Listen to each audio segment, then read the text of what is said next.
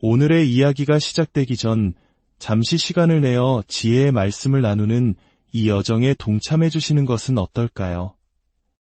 여러분의 좋아요와 구독은 더 많은 분들께 선한 가르침의 등불을 전하는 소중한 보시가 됩니다. 이 영상을 공유하며 선한 인연을 맺는 모든 분들의 삶에 부처님의 자비와 광명이 늘 함께하기를 기원합니다. 우리의 삶이라는 기나긴 강물 속에서 우리가 일으킨 모든 생각과 말, 그리고 행동은 보이지 않는 물결을 만들어냅니다. 그리고 그 물결은 언젠가 어떤 모습으로든 반드시 우리에게 되돌아옵니다. 이것을 우리는 인과 혹은 업보의 법칙이라고 부릅니다. 오늘 우리는 마음속 깊은 곳을 비추는 두 가지의 이야기를 통해 인간의 마음을 잠식하는 가장 강력한 두 가지 독, 바로 분노와 탐욕이 어떤 결과를 낳는지 함께 따라가 보려 합니다. 이것은 단순히 먼 옛날의 이야기가 아니라 바로 지금 우리 마음속을 들여다보는 거울이 될 것입니다. 때는 석가모니 부처님께서 세상에 머무시던 시절이었습니다. 부처님의 곁에서 항상 가르침을 가장 많이 듣고 기억하여 다문제일이라 불렸던 아난존자가 있었습니다. 어느 날 아난존자는 여느 때와 같이 바루를 들고 마을로 탁발을 나섰습니다. 고요한 길을 걷던 그의 눈에 차마 눈뜨고 보기 힘든 끔찍한 광경이 들어왔습니다. 길 한가운데에 말로 형용할 수 없는 고통 속에서 신음하는 한 존재가 있었습니다. 머리는 산처럼 거대했지만 목구멍은 바늘구멍처럼 가늘었고 배는 태산같이 불룩 튀어나와 있었습니다.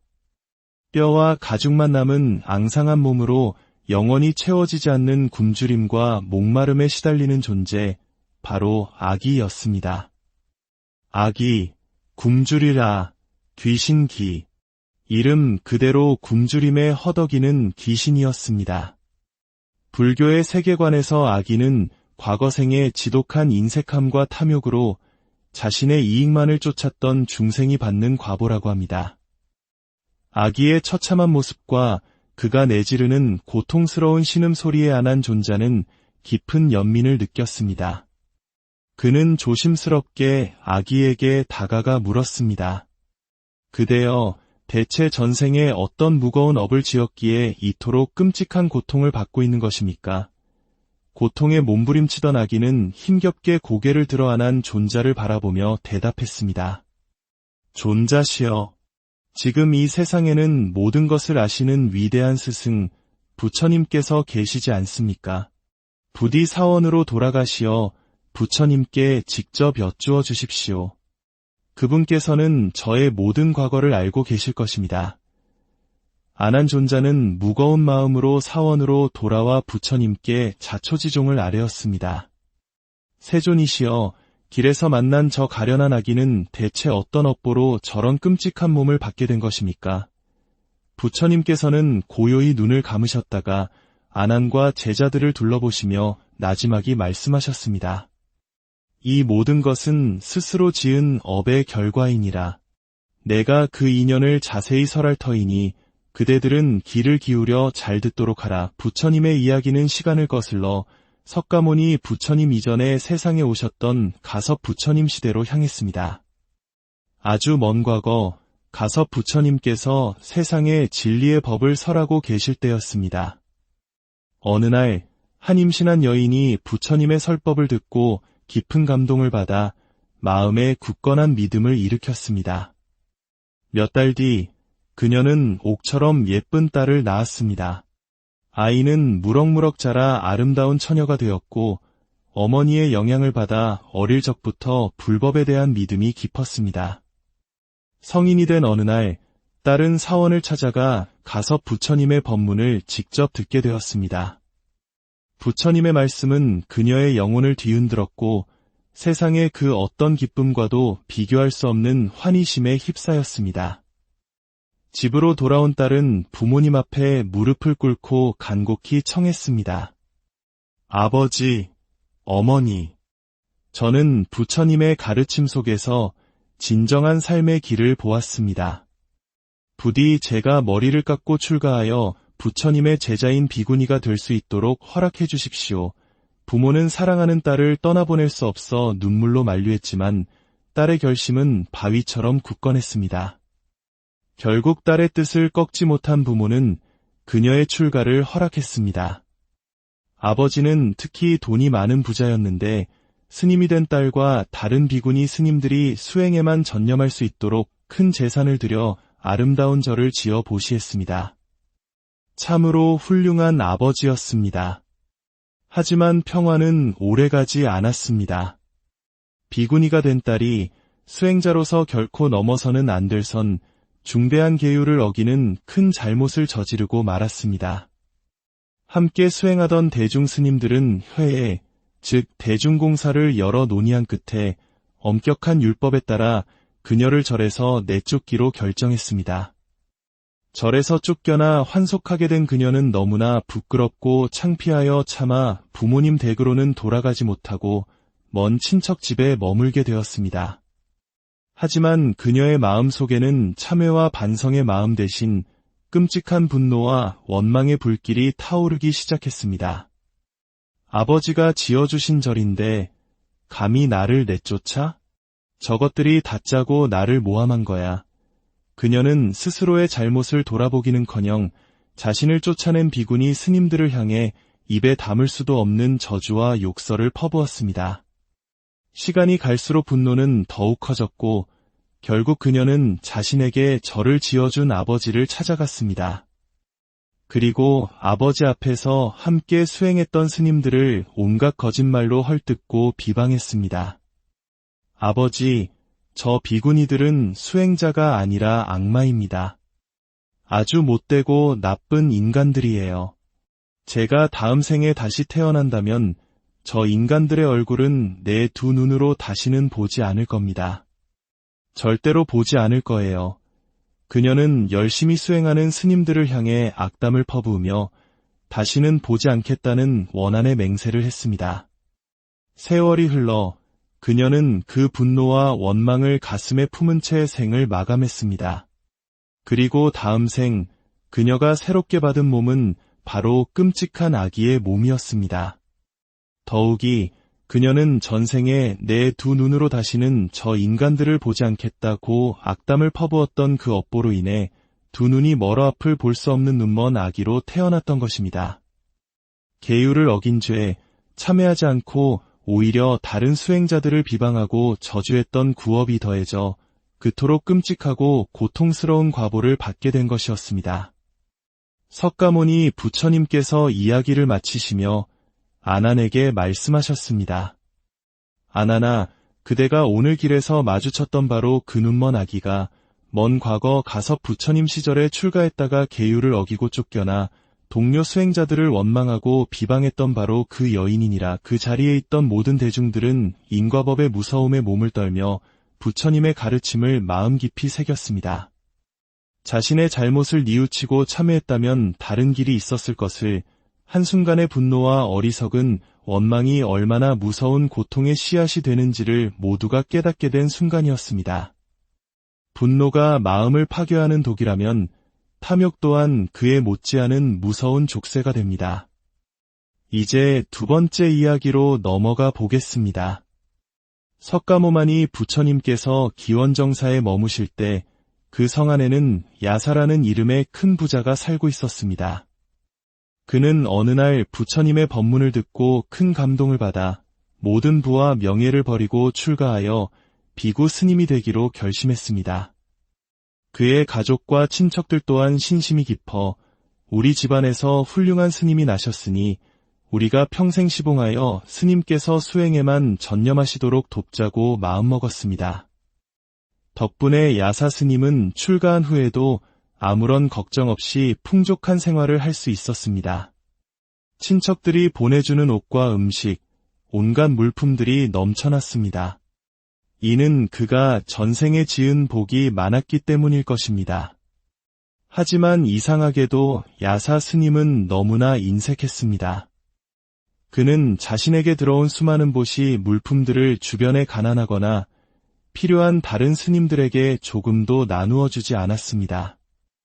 이건 내 것, 저것도 내 것, 모든 것을 자신의 소유라 여기며 집착했고 창고에 가득 쌓아두고도 베풀 줄을 몰랐습니다.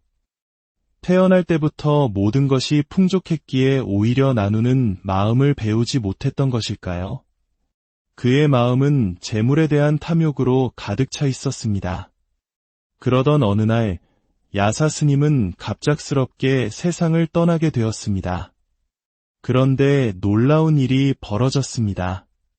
그의 숨이 끊어지는 바로 그 순간 그의 영혼은 자신이 머물던 방을 떠나지 못하고 그 자리에서 곧바로 굶주린 아기의 몸을 받게 된 것입니다. 죽어서도 생전에 자신이 쓰던 옷과 바로 그리고 온갖 물건들에 대한 집착을 버리지 못했기 때문입니다. 아기가 된 그는 다른 스님들이 자신의 물건을 가져가지 못하도록 자신의 시신 옆에서 으르렁거리며 방을 지켰습니다. 야사 스님의 갑작스러운 죽음에 다른 스님들이 그의 시신을 수습하고 유품을 정리하기 위해 방에 들어갔다가 흉측한 모습의 아기가 행패를 부리는 것을 보고 기겁하여 부처님께 달려갔습니다. 이 모든 것을 이미 꿰뚫어 보고 계셨던 부처님께서는 제자들을 이끌고 직접 야사 스님의 방으로 가셨습니다. 부처님의 위실력 앞에 아기는 감히 행패를 부리지 못하고 두려움에 떨며 구석에 웅크렸습니다. 부처님께서는 그런 아기를 향해 자비로우면서도 엄한 목소리로 말씀하셨습니다. 오, 어리석은 자여. 그대는 전생의 야사라는 이름의 비구였거늘 수행은 게을리하고 탐욕과 인색한 마음으로 살다가 결국 이 추악한 아기의 몸을 받았다. 그러고도 아직 미혹에서 깨어나지 못하고 죽어서까지 전생의 물건에 집착하고 있느냐.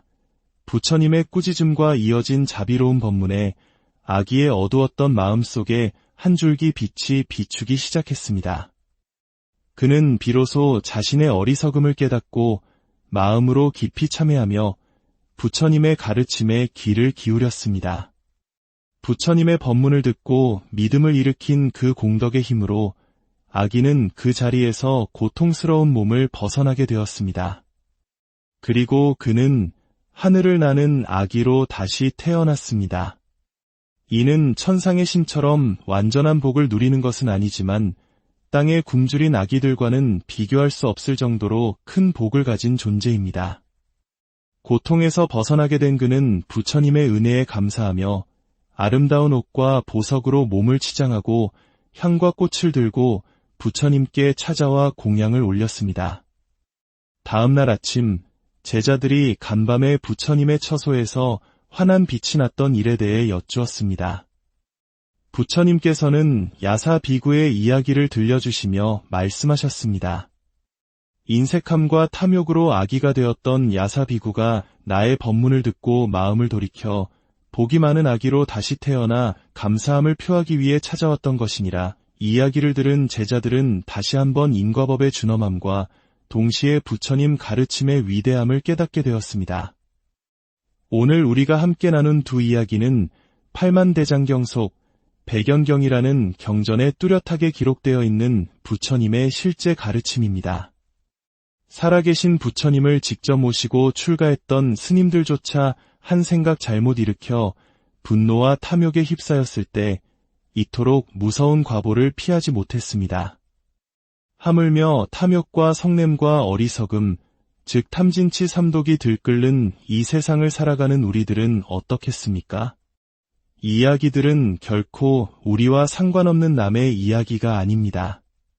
우리 역시 매 순간 화를 내고 욕심을 부리며 어리석은 판단으로 알게 모르게 수많은 업의 씨앗을 심고 있습니다. 그 과보를 어찌 피할 수 있겠습니까? 참으로 두렵고 무서운 일입니다. 하지만 부처님의 가르침은 우리에게 절망이 아닌 희망을 이야기합니다. 야사 스님이 아기의 몸을 받고서라도 부처님의 법문을 듣고 더 나은 몸을 받을 수 있었던 것처럼 우리에게는 언제나 지금 이 순간이라는 기회가 있습니다.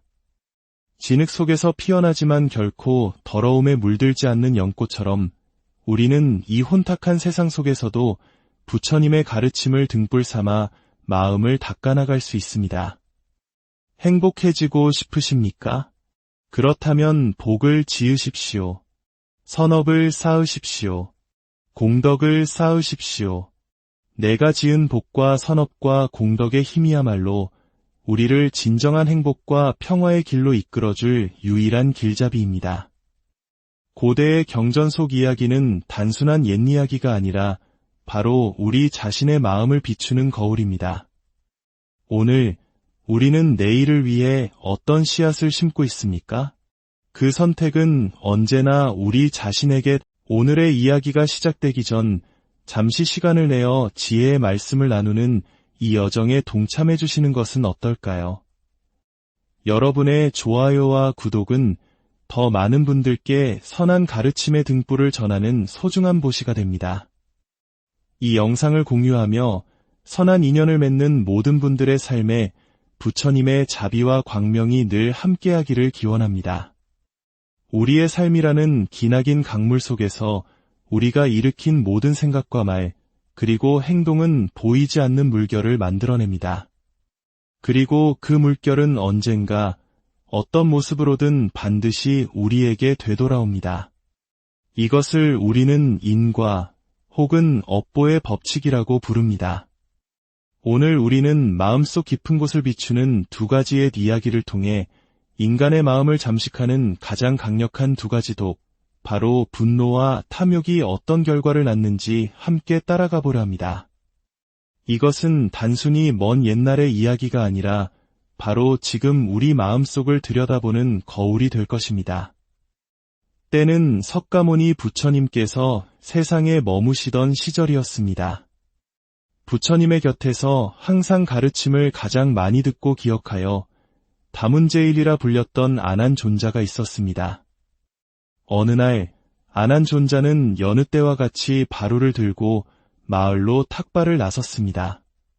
고요한 길을 걷던 그의 눈에 차마 눈뜨고 보기 힘든 끔찍한 광경이 들어왔습니다. 길 한가운데에 말로 형용할 수 없는 고통 속에서 신음하는 한 존재가 있었습니다. 머리는 산처럼 거대했지만 목구멍은 바늘구멍처럼 가늘었고 배는 태산같이 불룩 튀어나와 있었습니다. 뼈와 가죽만 남은 앙상한 몸으로 영원히 채워지지 않는 굶주림과 목마름에 시달리는 존재, 바로 아기였습니다.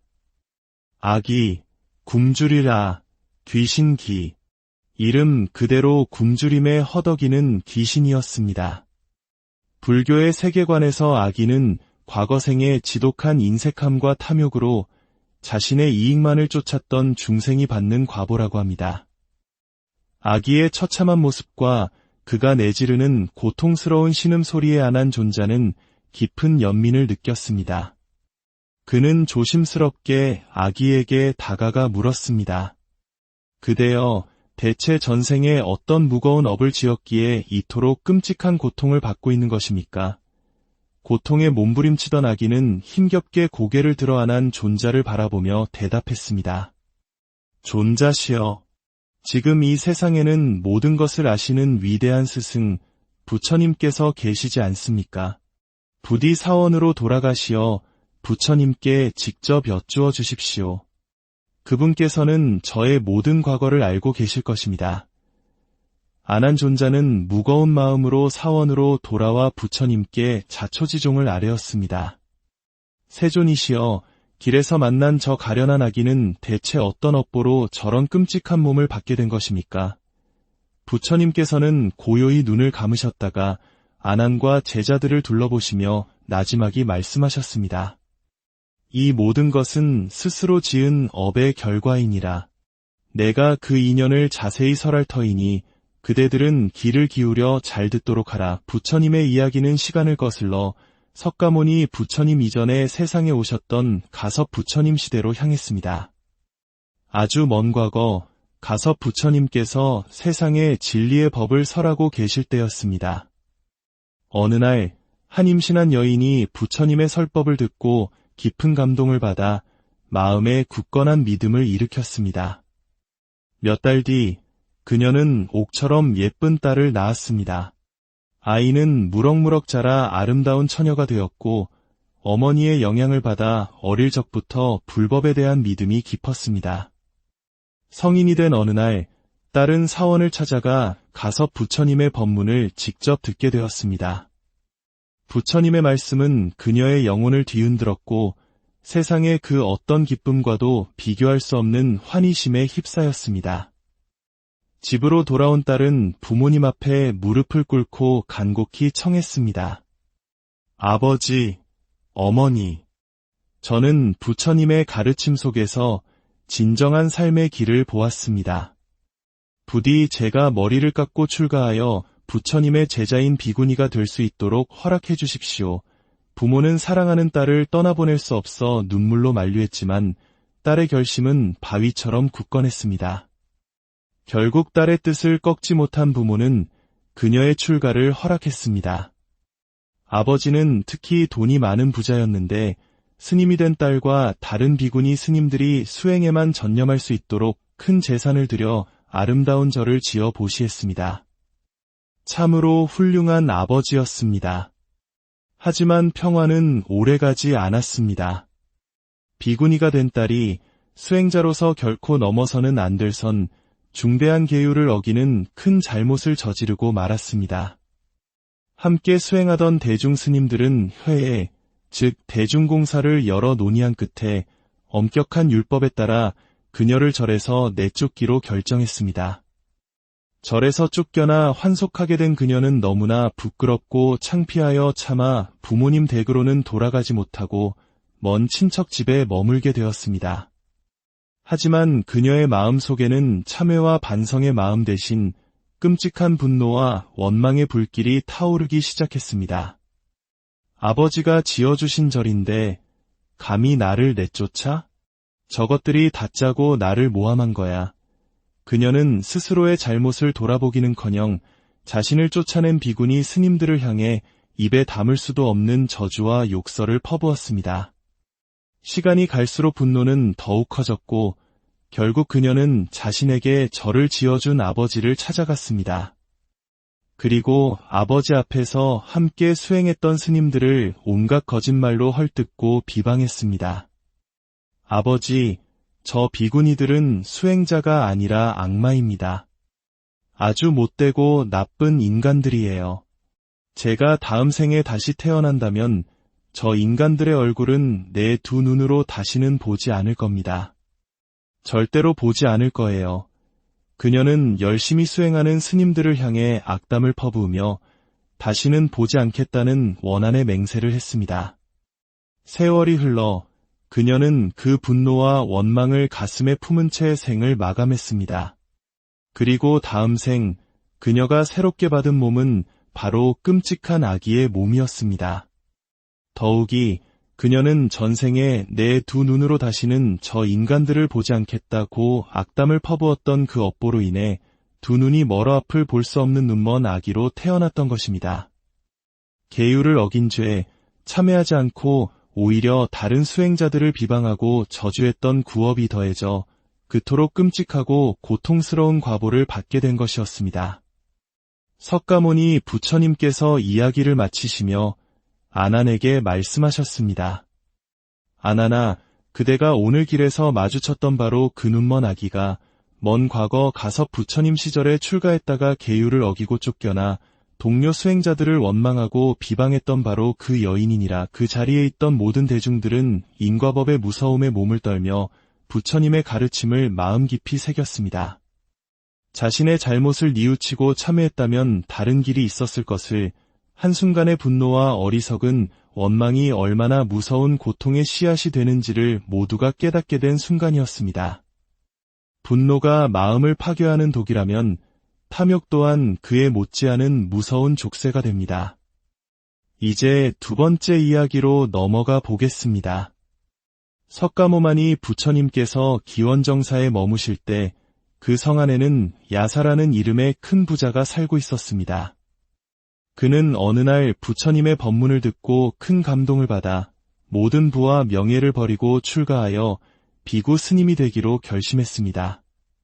그의 가족과 친척들 또한 신심이 깊어 우리 집안에서 훌륭한 스님이 나셨으니 우리가 평생 시봉하여 스님께서 수행에만 전념하시도록 돕자고 마음먹었습니다.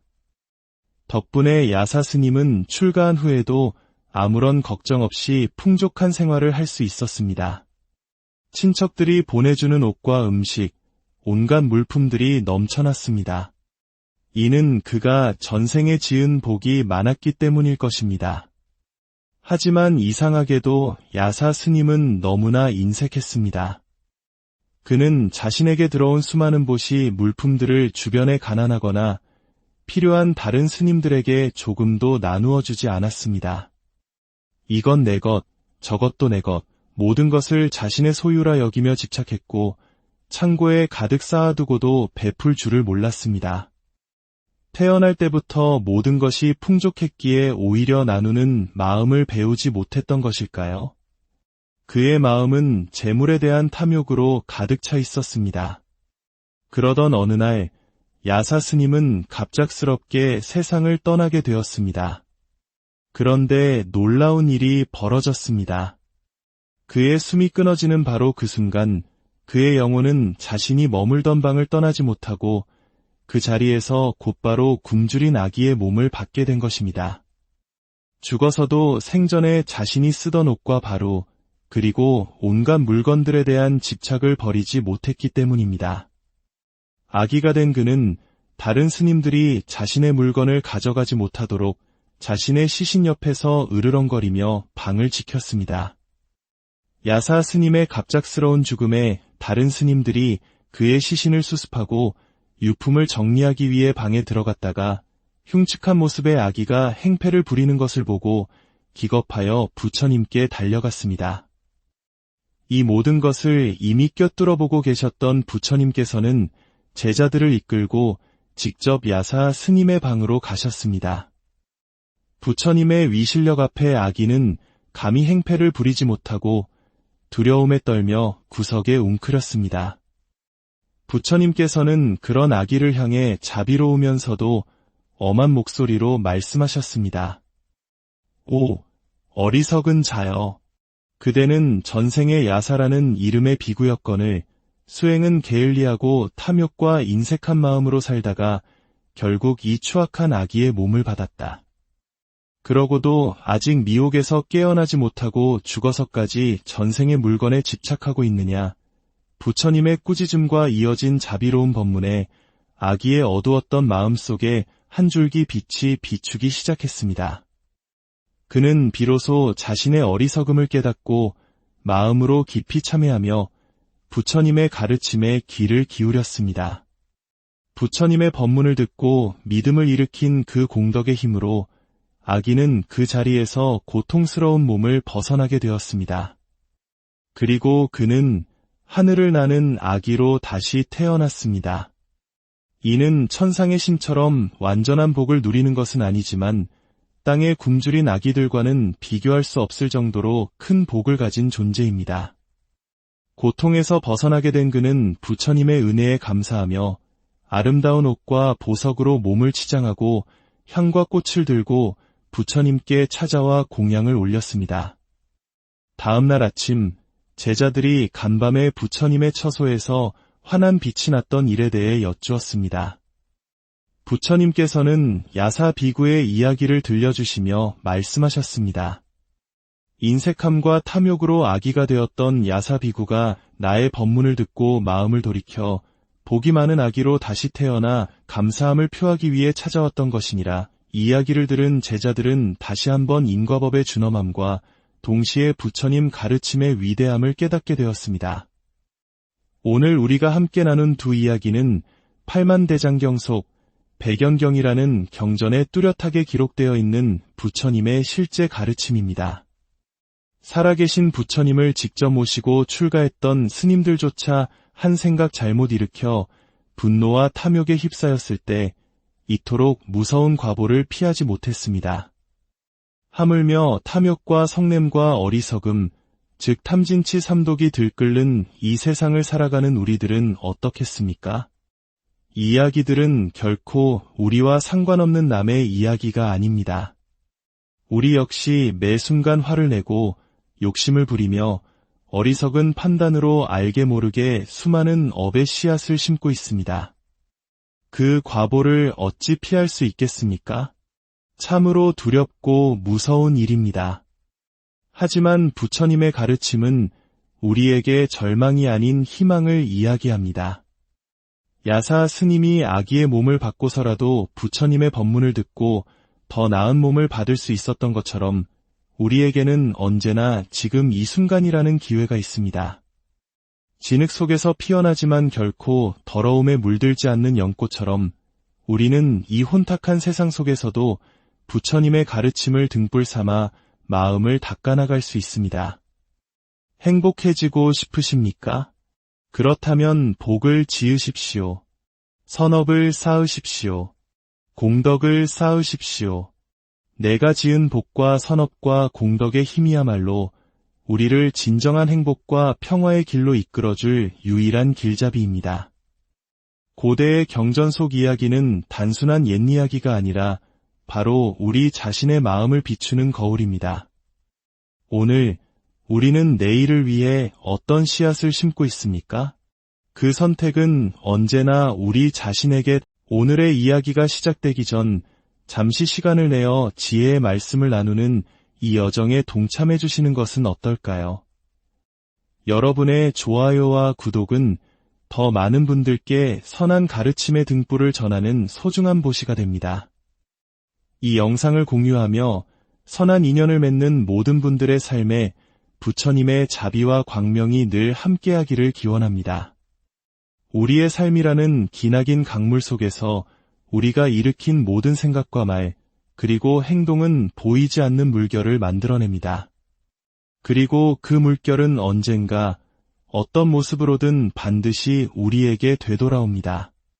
이것을 우리는 인과 혹은 업보의 법칙이라고 부릅니다.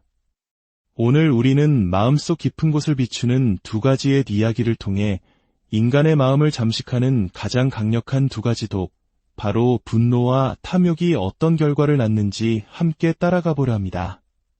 이것은 단순히 먼 옛날의 이야기가 아니라 바로 지금 우리 마음속을 들여다보는 거울이 될 것입니다. 때는 석가모니 부처님께서 세상에 머무시던 시절이었습니다. 부처님의 곁에서 항상 가르침을 가장 많이 듣고 기억하여 다문제일이라 불렸던 아난존자가 있었습니다. 어느 날 아난존자는 여느 때와 같이 바루를 들고 마을로 탁발을 나섰습니다.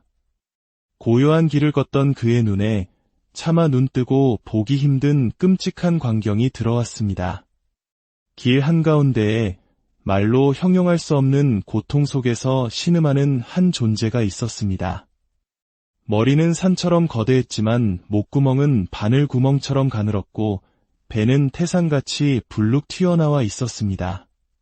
뼈와 가죽만 남은 앙상한 몸으로 영원히 채워지지 않는 굶주림과 목마름에 시달리는 존재, 바로 아기였습니다. 아기, 굶주리라, 귀신기. 이름 그대로 굶주림에 허덕이는 귀신이었습니다. 불교의 세계관에서 아기는 과거생의 지독한 인색함과 탐욕으로 자신의 이익만을 쫓았던 중생이 받는 과보라고 합니다. 아기의 처참한 모습과 그가 내지르는 고통스러운 신음소리에 안한 존자는 깊은 연민을 느꼈습니다. 그는 조심스럽게 아기에게 다가가 물었습니다. 그대여, 대체 전생에 어떤 무거운 업을 지었기에 이토록 끔찍한 고통을 받고 있는 것입니까?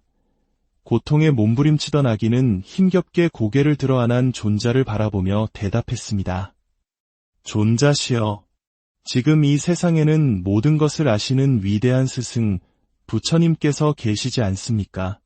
부디 사원으로 돌아가시어 부처님께 직접 여쭈어 주십시오. 그분께서는 저의 모든 과거를 알고 계실 것입니다. 아난존자는 무거운 마음으로 사원으로 돌아와 부처님께 자초지종을 아뢰었습니다. 세존이시여, 길에서 만난 저 가련한 아기는 대체 어떤 업보로 저런 끔찍한 몸을 받게 된 것입니까? 부처님께서는 고요히 눈을 감으셨다가 아난과 제자들을 둘러보시며 나지막이 말씀하셨습니다. 이 모든 것은 스스로 지은 업의 결과이니라. 내가 그 인연을 자세히 설할 터이니 그대들은 귀를 기울여 잘 듣도록 하라. 부처님의 이야기는 시간을 거슬러 석가모니 부처님 이전에 세상에 오셨던 가섭 부처님 시대로 향했습니다. 아주 먼 과거 가섭 부처님께서 세상에 진리의 법을 설하고 계실 때였습니다. 어느 날 한 임신한 여인이 부처님의 설법을 듣고 깊은 감동을 받아 마음에 굳건한 믿음을 일으켰습니다. 몇 달 뒤 그녀는 옥처럼 예쁜 딸을 낳았습니다. 아이는 무럭무럭 자라 아름다운 처녀가 되었고 어머니의 영향을 받아 어릴 적부터 불법에 대한 믿음이 깊었습니다. 성인이 된 어느 날 딸은 사원을 찾아가 가섭 부처님의 법문을 직접 듣게 되었습니다. 부처님의 말씀은 그녀의 영혼을 뒤흔들었고 세상의 그 어떤 기쁨과도 비교할 수 없는 환희심에 휩싸였습니다. 집으로 돌아온 딸은 부모님 앞에 무릎을 꿇고 간곡히 청했습니다. 아버지, 어머니, 저는 부처님의 가르침 속에서 진정한 삶의 길을 보았습니다. 부디 제가 머리를 깎고 출가하여 부처님의 제자인 비구니가 될 수 있도록 허락해 주십시오. 부모는 사랑하는 딸을 떠나보낼 수 없어 눈물로 만류했지만 딸의 결심은 바위처럼 굳건했습니다. 결국 딸의 뜻을 꺾지 못한 부모는 그녀의 출가를 허락했습니다. 아버지는 특히 돈이 많은 부자였는데 스님이 된 딸과 다른 비구니 스님들이 수행에만 전념할 수 있도록 큰 재산을 들여 아름다운 절을 지어 보시했습니다. 참으로 훌륭한 아버지였습니다. 하지만 평화는 오래가지 않았습니다. 비구니가 된 딸이 수행자로서 결코 넘어서는 안 될 선 중대한 계율을 어기는 큰 잘못을 저지르고 말았습니다. 함께 수행하던 대중 스님들은 회에, 즉 대중공사를 여러 논의한 끝에 엄격한 율법에 따라 그녀를 절에서 내쫓기로 결정했습니다. 절에서 쫓겨나 환속하게 된 그녀는 너무나 부끄럽고 창피하여 차마 부모님 댁으로는 돌아가지 못하고 먼 친척 집에 머물게 되었습니다. 하지만 그녀의 마음 속에는 참회와 반성의 마음 대신 끔찍한 분노와 원망의 불길이 타오르기 시작했습니다. 아버지가 지어주신 절인데 감히 나를 내쫓아? 저것들이 다짜고 나를 모함한 거야. 그녀는 스스로의 잘못을 돌아보기는커녕 자신을 쫓아낸 비구니 스님들을 향해 입에 담을 수도 없는 저주와 욕설을 퍼부었습니다. 시간이 갈수록 분노는 더욱 커졌고 결국 그녀는 자신에게 절을 지어준 아버지를 찾아갔습니다. 그리고 아버지 앞에서 함께 수행했던 스님들을 온갖 거짓말로 헐뜯고 비방했습니다. 아버지, 저 비구니들은 수행자가 아니라 악마입니다. 아주 못되고 나쁜 인간들이에요. 제가 다음 생에 다시 태어난다면 저 인간들의 얼굴은 내 두 눈으로 다시는 보지 않을 겁니다. 절대로 보지 않을 거예요. 그녀는 열심히 수행하는 스님들을 향해 악담을 퍼부으며 다시는 보지 않겠다는 원한의 맹세를 했습니다. 세월이 흘러 그녀는 그 분노와 원망을 가슴에 품은 채 생을 마감했습니다. 그리고 다음 생, 그녀가 새롭게 받은 몸은 바로 끔찍한 아기의 몸이었습니다. 더욱이 그녀는 전생에 내 두 눈으로 다시는 저 인간들을 보지 않겠다고 악담을 퍼부었던 그 업보로 인해 두 눈이 멀어 앞을 볼 수 없는 눈먼 아기로 태어났던 것입니다. 계율을 어긴 죄, 참회하지 않고 오히려 다른 수행자들을 비방하고 저주했던 구업이 더해져 그토록 끔찍하고 고통스러운 과보를 받게 된 것이었습니다. 석가모니 부처님께서 이야기를 마치시며 아난에게 말씀하셨습니다. 아난아, 그대가 오늘 길에서 마주쳤던 바로 그 눈먼 아기가 먼 과거 가섭 부처님 시절에 출가했다가 계율을 어기고 쫓겨나 동료 수행자들을 원망하고 비방했던 바로 그 여인이니라. 그 자리에 있던 모든 대중들은 인과법의 무서움에 몸을 떨며 부처님의 가르침을 마음 깊이 새겼습니다. 자신의 잘못을 뉘우치고 참회했다면 다른 길이 있었을 것을, 한순간의 분노와 어리석은 원망이 얼마나 무서운 고통의 씨앗이 되는지를 모두가 깨닫게 된 순간이었습니다. 분노가 마음을 파괴하는 독이라면 탐욕 또한 그에 못지않은 무서운 족쇄가 됩니다. 이제 두 번째 이야기로 넘어가 보겠습니다. 석가모마니 부처님께서 기원정사에 머무실 때 그 성 안에는 야사라는 이름의 큰 부자가 살고 있었습니다. 그는 어느 날 부처님의 법문을 듣고 큰 감동을 받아 모든 부와 명예를 버리고 출가하여 비구 스님이 되기로 결심했습니다. 그의 가족과 친척들 또한 신심이 깊어 우리 집안에서 훌륭한 스님이 나셨으니 우리가 평생 시봉하여 스님께서 수행에만 전념하시도록 돕자고 마음먹었습니다. 덕분에 야사 스님은 출가한 후에도 아무런 걱정 없이 풍족한 생활을 할 수 있었습니다. 친척들이 보내주는 옷과 음식, 온갖 물품들이 넘쳐났습니다. 이는 그가 전생에 지은 복이 많았기 때문일 것입니다. 하지만 이상하게도 야사 스님은 너무나 인색했습니다. 그는 자신에게 들어온 수많은 보시 물품들을 주변에 가난하거나 필요한 다른 스님들에게 조금도 나누어 주지 않았습니다. 이건 내 것, 저것도 내 것, 모든 것을 자신의 소유라 여기며 집착했고 창고에 가득 쌓아두고도 베풀 줄을 몰랐습니다. 태어날 때부터 모든 것이 풍족했기에 오히려 나누는 마음을 배우지 못했던 것일까요? 그의 마음은 재물에 대한 탐욕으로 가득 차 있었습니다. 그러던 어느 날 야사 스님은 갑작스럽게 세상을 떠나게 되었습니다. 그런데 놀라운 일이 벌어졌습니다. 그의 숨이 끊어지는 바로 그 순간 그의 영혼은 자신이 머물던 방을 떠나지 못하고 그 자리에서 곧바로 굶주린 아기의 몸을 받게 된 것입니다. 죽어서도 생전에 자신이 쓰던 옷과 바로 그리고 온갖 물건들에 대한 집착을 버리지 못했기 때문입니다. 아기가 된 그는 다른 스님들이 자신의 물건을 가져가지 못하도록 자신의 시신 옆에서 으르렁거리며 방을 지켰습니다. 야사 스님의 갑작스러운 죽음에 다른 스님들이 그의 시신을 수습하고 유품을 정리하기 위해 방에 들어갔다가 흉측한 모습의 아기가 행패를 부리는 것을 보고 기겁하여 부처님께 달려갔습니다. 이 모든 것을 이미 꿰뚫어 보고 계셨던 부처님께서는 제자들을 이끌고 직접 야사 스님의 방으로 가셨습니다. 부처님의 위실력 앞에 아기는 감히 행패를 부리지 못하고 두려움에 떨며 구석에 웅크렸습니다. 부처님께서는 그런 아기를 향해 자비로우면서도 엄한 목소리로 말씀하셨습니다.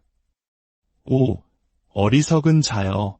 그대는 전생의 야사라는 이름의 비구였거늘 수행은 게을리하고 탐욕과 인색한 마음으로 살다가 결국 이 추악한 아기의 몸을 받았다. 그러고도 아직 미혹에서 깨어나지 못하고 죽어서까지 전생의 물건에 집착하고 있느냐. 부처님의 꾸짖음과 이어진 자비로운 법문에 아기의 어두웠던 마음속에 한 줄기 빛이 비추기 시작했습니다. 그는 비로소 자신의 어리석음을 깨닫고 마음으로 깊이 참회하며 부처님의 가르침에 귀를 기울였습니다. 부처님의 법문을 듣고 믿음을 일으킨 그 공덕의 힘으로 아기는 그 자리에서 고통스러운 몸을 벗어나게 되었습니다. 그리고 그는 하늘을 나는 아기로 다시 태어났습니다. 이는 천상의 신처럼 완전한 복을 누리는 것은 아니지만 땅에 굶주린 아기들과는 비교할 수 없을 정도로 큰 복을 가진 존재입니다. 고통에서 벗어나게 된 그는 부처님의 은혜에 감사하며 아름다운 옷과 보석으로 몸을 치장하고 향과 꽃을 들고 부처님께 찾아와 공양을 올렸습니다. 다음 날 아침 제자들이 간밤에 부처님의 처소에서 환한 빛이 났던 일에 대해 여쭈었습니다.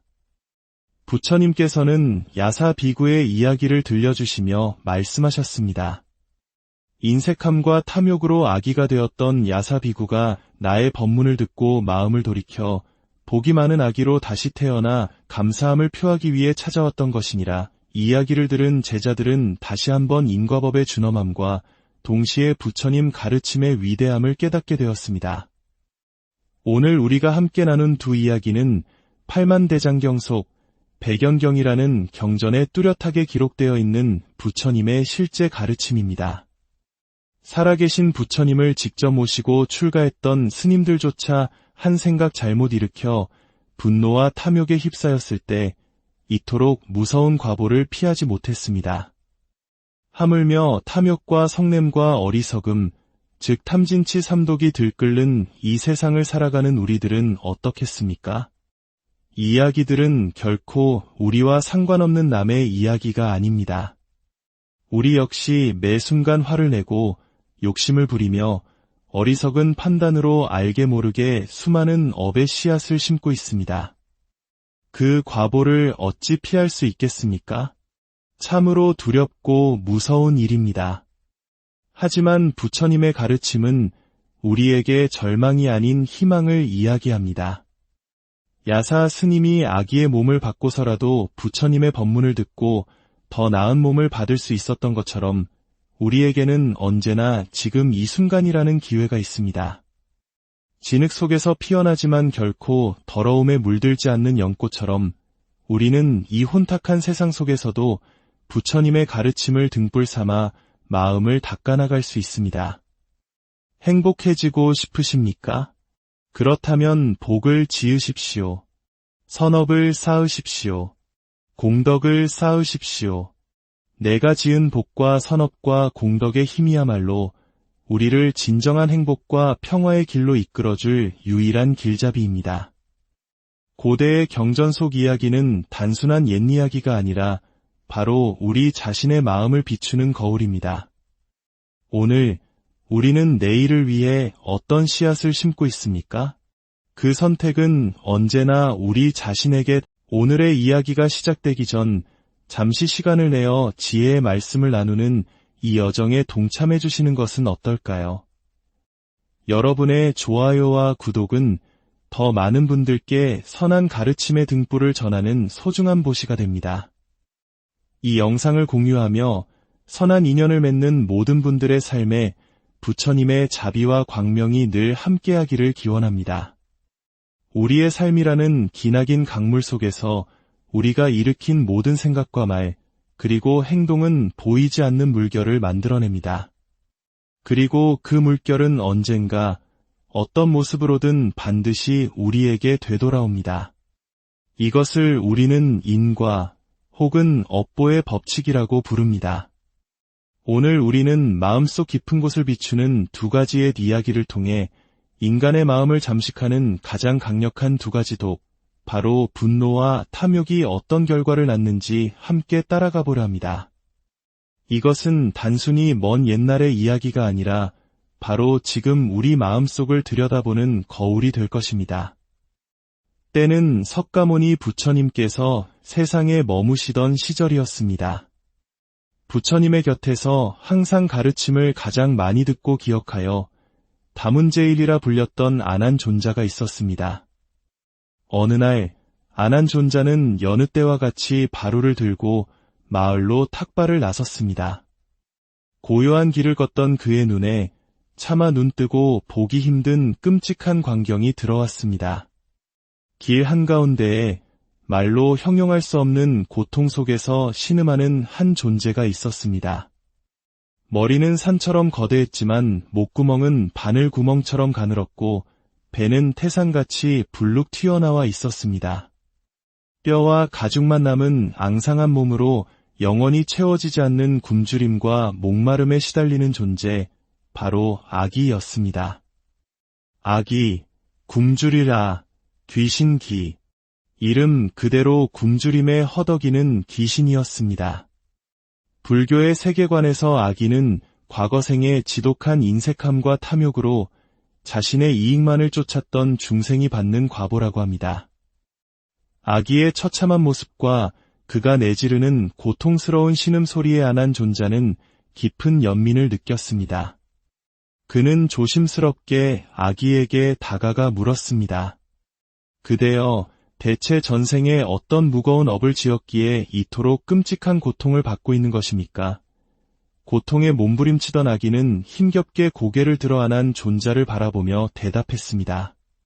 존자시여, 지금 이 세상에는 모든 것을 아시는 위대한 스승, 부처님께서 계시지 않습니까?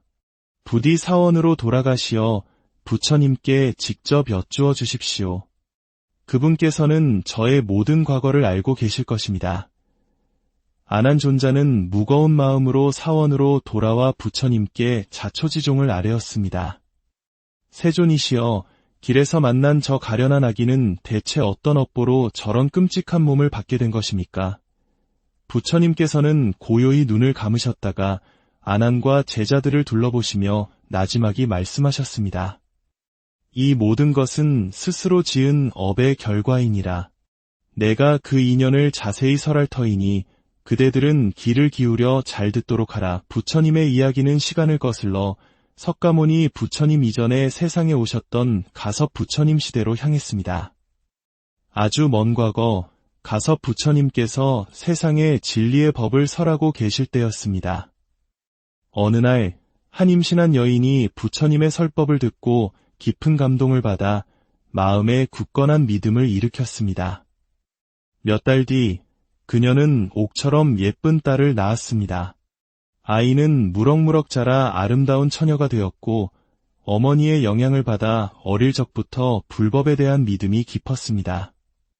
성인이 된 어느 날 딸은 사원을 찾아가 가섭 부처님의 법문을 직접 듣게 되었습니다. 부처님의 말씀은 그녀의 영혼을 뒤흔들었고 세상의 그 어떤 기쁨과도 비교할 수 없는 환희심에 휩싸였습니다. 집으로 돌아온 딸은 부모님 앞에 무릎을 꿇고 간곡히 청했습니다. 아버지, 어머니, 저는 부처님의 가르침 속에서 진정한 삶의 길을 보았습니다. 부디 제가 머리를 깎고 출가하여 부처님의 제자인 비구니가 될 수 있도록 허락해 주십시오. 부모는 사랑하는 딸을 떠나보낼 수 없어 눈물로 만류했지만 딸의 결심은 바위처럼 굳건했습니다. 결국 딸의 뜻을 꺾지 못한 부모는 그녀의 출가를 허락했습니다. 아버지는 특히 돈이 많은 부자였는데 스님이 된 딸과 다른 비구니 스님들이 수행에만 전념할 수 있도록 큰 재산을 들여 아름다운 절을 지어 보시했습니다. 참으로 훌륭한 아버지였습니다. 하지만 평화는 오래가지 않았습니다. 비구니가 된 딸이 수행자로서 결코 넘어서는 안 될 선 중대한 계율을 어기는 큰 잘못을 저지르고 말았습니다. 함께 수행하던 대중 스님들은 회에, 즉 대중공사를 여러 논의한 끝에 엄격한 율법에 따라 그녀를 절에서 내쫓기로 결정했습니다. 절에서 쫓겨나 환속하게 된 그녀는 너무나 부끄럽고 창피하여 차마 부모님 댁으로는 돌아가지 못하고 먼 친척 집에 머물게 되었습니다. 하지만 그녀의 마음 속에는 참회와 반성의 마음 대신 끔찍한 분노와 원망의 불길이 타오르기 시작했습니다. 아버지가 지어주신 절인데 감히 나를 내쫓아? 저것들이 다짜고 나를 모함한 거야. 그녀는 스스로의 잘못을 돌아보기는커녕 자신을 쫓아낸 비구니 스님들을 향해 입에 담을 수도 없는 저주와 욕설을 퍼부었습니다. 시간이 갈수록 분노는 더욱 커졌고 결국 그녀는 자신에게 절을 지어준 아버지를 찾아갔습니다. 그리고 아버지 앞에서 함께 수행했던 스님들을 온갖 거짓말로 헐뜯고 비방했습니다. 아버지, 저 비구니들은 수행자가 아니라 악마입니다. 아주 못되고 나쁜 인간들이에요. 제가 다음 생에 다시 태어난다면 저 인간들의 얼굴은 내 두 눈으로 다시는 보지 않을 겁니다. 절대로 보지 않을 거예요. 그녀는 열심히 수행하는 스님들을 향해 악담을 퍼부으며 다시는 보지 않겠다는 원한의 맹세를 했습니다. 세월이 흘러 그녀는 그 분노와 원망을 가슴에 품은 채 생을 마감했습니다. 그리고 다음 생, 그녀가 새롭게 받은 몸은 바로 끔찍한 아기의 몸이었습니다. 더욱이 그녀는 전생에 내 두 눈으로 다시는 저 인간들을 보지 않겠다고 악담을 퍼부었던 그 업보로 인해 두 눈이 멀어 앞을 볼 수 없는 눈먼 아기로 태어났던 것입니다. 계율을 어긴 죄, 참회하지 않고 오히려 다른 수행자들을 비방하고 저주했던 구업이 더해져 그토록 끔찍하고 고통스러운 과보를 받게 된 것이었습니다. 석가모니 부처님께서 이야기를 마치시며 아난에게 말씀하셨습니다. 아난아, 그대가 오늘 길에서 마주쳤던 바로 그 눈먼 아기가 먼 과거 가섭 부처님 시절에 출가했다가 계율을 어기고 쫓겨나 동료 수행자들을 원망하고 비방했던 바로 그 여인이니라. 그 자리에 있던 모든 대중들은 인과법의 무서움에 몸을 떨며 부처님의 가르침을 마음 깊이 새겼습니다. 자신의 잘못을 뉘우치고 참회했다면 다른 길이 있었을 것을 한순간의 분노와 어리석은 원망이 얼마나 무서운 고통의 씨앗이 되는지를 모두가 깨닫게 된 순간이었습니다. 분노가 마음을 파괴하는 독이라면 탐욕 또한 그에 못지않은 무서운 족쇄가 됩니다. 이제 두 번째 이야기로 넘어가 보겠습니다. 석가모니 부처님께서 기원정사에 머무실 때 그 성 안에는 야사라는 이름의 큰 부자가 살고 있었습니다. 그는 어느 날 부처님의 법문을 듣고 큰 감동을 받아 모든 부와 명예를 버리고 출가하여 비구 스님이 되기로 결심했습니다. 그의 가족과 친척들 또한 신심이 깊어 우리 집안에서 훌륭한 스님이 나셨으니 우리가 평생 시봉하여 스님께서 수행에만 전념하시도록 돕자고 마음먹었습니다. 덕분에 야사 스님은 출가한 후에도 아무런 걱정 없이 풍족한 생활을 할 수 있었습니다. 친척들이 보내주는 옷과 음식, 온갖 물품들이 넘쳐났습니다. 이는 그가 전생에 지은 복이 많았기 때문일 것입니다. 하지만 이상하게도 야사 스님은 너무나 인색했습니다. 그는 자신에게 들어온 수많은 보시 물품들을 주변에 가난하거나 필요한 다른 스님들에게 조금도 나누어 주지 않았습니다. 이건 내 것, 저것도 내 것, 모든 것을 자신의 소유라 여기며 집착했고 창고에 가득 쌓아두고도 베풀 줄을 몰랐습니다. 태어날 때부터 모든 것이 풍족했기에 오히려 나누는 마음을 배우지 못했던 것일까요? 그의 마음은 재물에 대한 탐욕으로 가득 차 있었습니다. 그러던 어느 날 야사 스님은 갑작스럽게 세상을 떠나게 되었습니다. 그런데 놀라운 일이 벌어졌습니다. 그의 숨이 끊어지는 바로 그 순간 그의 영혼은 자신이 머물던 방을 떠나지 못하고 그 자리에서 곧바로 굶주린 아기의 몸을 받게 된 것입니다. 죽어서도 생전에 자신이 쓰던 옷과 바로 그리고 온갖 물건들에 대한 집착을 버리지 못했기 때문입니다. 아기가 된 그는 다른 스님들이 자신의 물건을 가져가지 못하도록 자신의 시신 옆에서 으르렁거리며 방을 지켰습니다. 야사 스님의 갑작스러운 죽음에 다른 스님들이 그의 시신을 수습하고 유품을 정리하기 위해 방에 들어갔다가 흉측한 모습의 아기가 행패를 부리는 것을 보고 기겁하여 부처님께 달려갔습니다. 이 모든 것을 이미 꿰뚫어 보고 계셨던 부처님께서는 제자들을 이끌고 직접 야사 스님의 방으로 가셨습니다. 부처님의 위실력 앞에 아기는 감히 행패를 부리지 못하고 두려움에 떨며 구석에 웅크렸습니다. 부처님께서는 그런 아기를 향해 자비로우면서도 엄한 목소리로 말씀하셨습니다. 오, 어리석은 자여. 그대는 전생의 야사라는 이름의 비구였거늘 수행은 게을리하고 탐욕과 인색한 마음으로 살다가 결국 이 추악한 아기의 몸을 받았다. 그러고도 아직 미혹에서 깨어나지 못하고 죽어서까지 전생의 물건에 집착하고 있느냐. 부처님의 꾸짖음과 이어진 자비로운 법문에 아기의 어두웠던 마음속에 한 줄기 빛이 비추기 시작했습니다. 그는 비로소 자신의 어리석음을 깨닫고 마음으로 깊이 참회하며 부처님의 가르침에 귀를 기울였습니다. 부처님의 법문을 듣고 믿음을 일으킨 그 공덕의 힘으로 아기는 그 자리에서 고통스러운 몸을 벗어나게 되었습니다. 그리고 그는 하늘을 나는 아기로 다시 태어났습니다. 이는 천상의 신처럼 완전한 복을 누리는 것은 아니지만 땅에 굶주린 아기들과는 비교할 수 없을 정도로 큰 복을 가진 존재입니다. 고통에서 벗어나게 된 그는 부처님의 은혜에 감사하며 아름다운 옷과 보석으로 몸을 치장하고 향과 꽃을 들고 부처님께 찾아와 공양을 올렸습니다. 다음 날 아침 제자들이 간밤에 부처님의 처소에서 환한 빛이 났던 일에